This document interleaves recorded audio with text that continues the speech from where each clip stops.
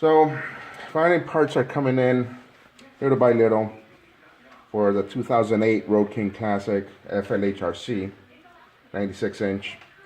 As you can see, it's pretty much torn down, and what I'm doing now is doing the Torrington cam bearing upgrade to new cams, new oil pump, cam plate, to see if I could get better oil pressure up into the top end there. Now, this is my first used bike. I've driven so many years, but I've never owned one. I've never had to work on one as far as maintenance or repairs or any of that. It was always someone else's problem. I never knew these things are so fucking complicated. It's like a can of worms. You open one thing and you got to continue because you got to check for another thing, and before you know it, I got to this point because I wanted to jewelry cut my fins for some sparkle, thus having to take off the oil. The fuel tank, the rocker lockers, the top end. Once you take off the heads and the cylinders, you gotta check for the pistons. And once you're there, you might as well crack it open because you got the push rods out, and check for the run out. This is a Pandora's box. If you've never owned a Harley, my suggestion is be prepared to quickly learn motorcycle repair. You're actually going to become a motorcycle mechanic. Not certified, but enough to do something and try to save some money, because these things, everything's so fucking expensive. A flywheel, an upgraded flywheel, anywhere up to $1,400. A cam case, 11, 12, $1,400 also. Your oil pump, 250 plus, 300 or so. Your cam plate, same thing, 250, 300. Cams, 3, 4, $500. It gets up there. It really does, and it's not so much the parts as it is. If you're not doing this yourself, you're gonna pay up the yin yang for someone else to do it, because it is a specialty. Everything practically is proprietary here. These are Torrington bearing cams. You would think, this is nothing special. I don't have a motorcycle shop, or I don't have a Harley Davidson dealer anywhere near me. They're at least 15 miles away. So I either have to go online to purchase some of these things and have to wait for the shipping and so on and so forth. So all of that, it's a delay. You're always having to wait for something. So I imagine, these are bearings. So you go to an auto parts store to get a bearing puller. But no, these are too small. So what do? You go to the old standby, which is Harbor Freight. Everyone knocks Harbor Freight because of their quality, but you know what? At the end of the day, they have almost anything and everything that you could possibly need. Yeah, it's a little shitty, Chinese everything, but it gets you out of a jam. Look at this. You see this? This is a pilot bearing puller. $22 retail plus a 20% coupon brings it down to 18 cents, and it works great.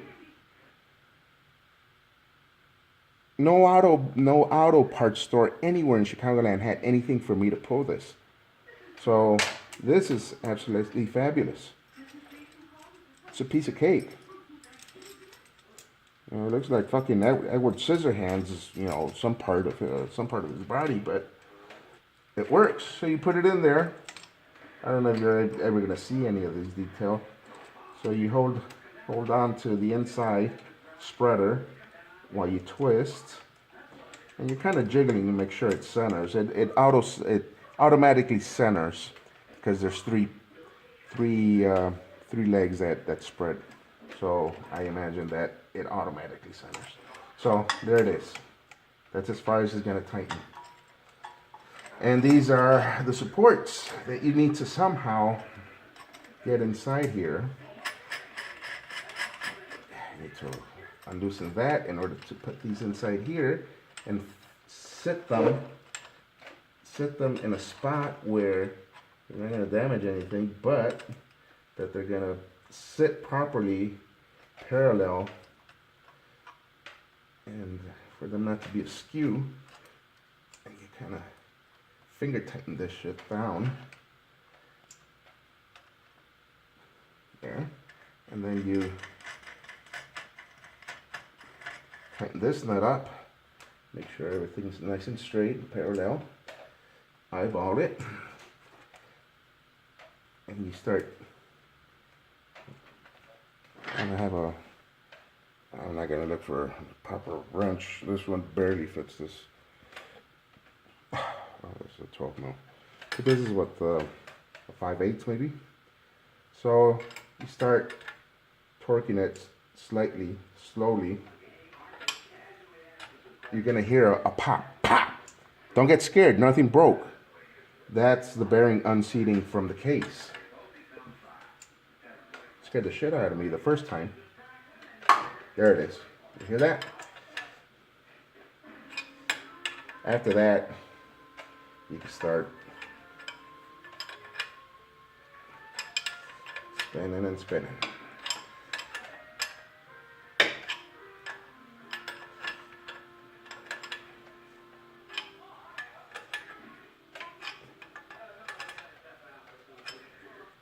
Sure enough, here it comes.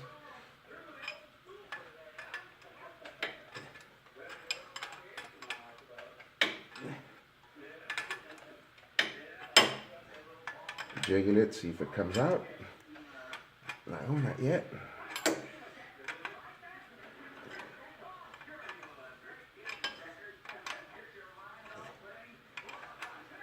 There it is. Voila! Would you look at that? Now, there's a secret if you go ahead and buy this particular item at the Harbor Freight. These, the little feet here of the legs that spread, they come pointy. They're pointy. They're in a triangular shape, and overall, from the shoulder to the point there, it's literally 3/8 of an inch, which is too much.